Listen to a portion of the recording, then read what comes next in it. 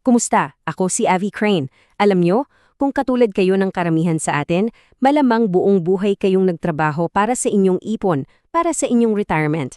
Ang malaking tanong ngayon, sigurado ba kayo na nasa tamang landas kayo para protektahan yan? Dito sa maikling pag-uusap natin, tutulungan ko kayong makita ng malinaw ang daan patungo sa isang ligtas at panatag na kinabukasan.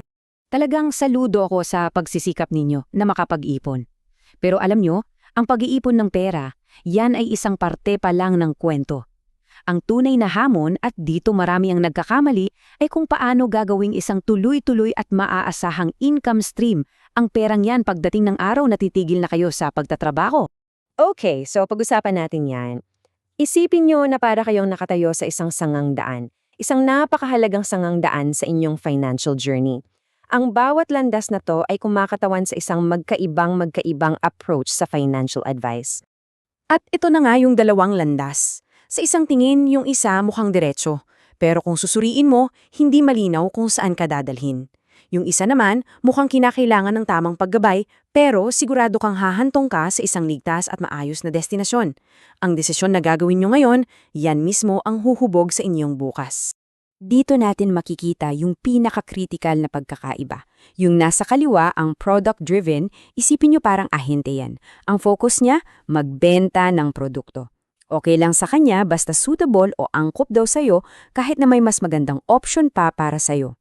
Sa kanan naman, ang fiduciary planning, iba ang usapan dito. Dito, ang role ko ay parang doktor ng pananalapi nyo. Ang focus ko ay ang inyong best interest. Tungkulin kong unawain ang buong sitwasyon nyo at hanapin ang pinakamahusay na solusyon, hindi lang basta bentahan. Ito'y isang pangmatagalang partnership.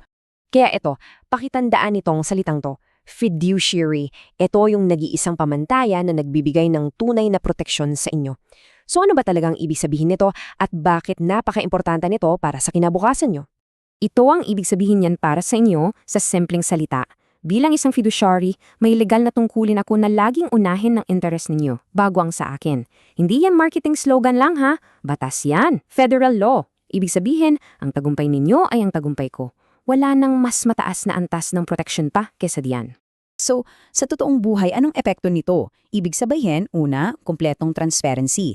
Malinaw sa'yo lahat ng bayarin, walang tinatago. Pangalawa, may legal akong pananagutan sa iyo bilang kliyente ko.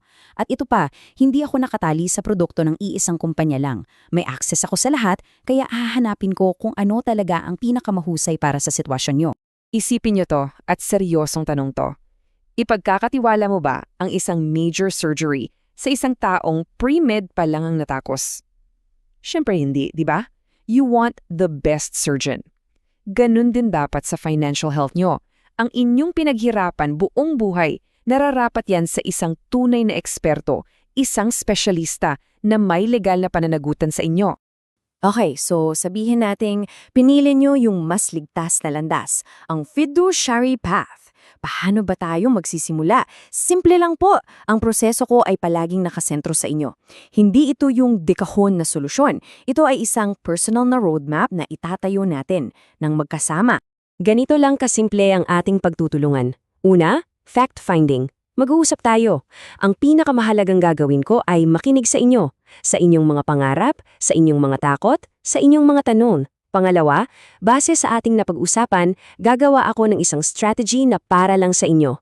At pangatlo, at ito ang pinakamahalaga, implementation. Sa huli, kayo po ang may hawak ng manibela. Kayo ang boss, kayo ang magdedesisyon.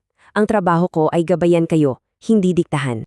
At tandaan nyo ha, ang tunay na financial planning ay hindi lang tungkol sa investments. Isa itong kumpletong plano. Tinitignan natin ang lahat, mula sa pagpapababa ng buwis, proteksyon laban sa mga di inaasahan, hanggang sa pagpapamana ng inyong pinaghirapan.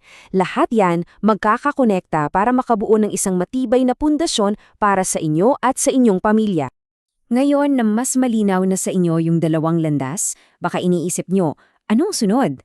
Ang sunod na hakbang ay napakasimple. Walang pressure, hindi ito isang sales pitch. Ito ay isang pagkakataon para magkakilala tayo. Simple lang. Ang pinaghirapan nyo, ang kinabukasan nyo, deserve niyan ng isang seryosong usapan. Karapatan nyong magkaroon ng kapayapaan ng isip, yung peace of mind na alam nyong may malinaw kayong plano. Kaya iniimbitahan ko kayo na mag-book ng isang meeting sa akin. Uulitin ko, ito ay libre. Walang bayad at walang anumang obligasyon.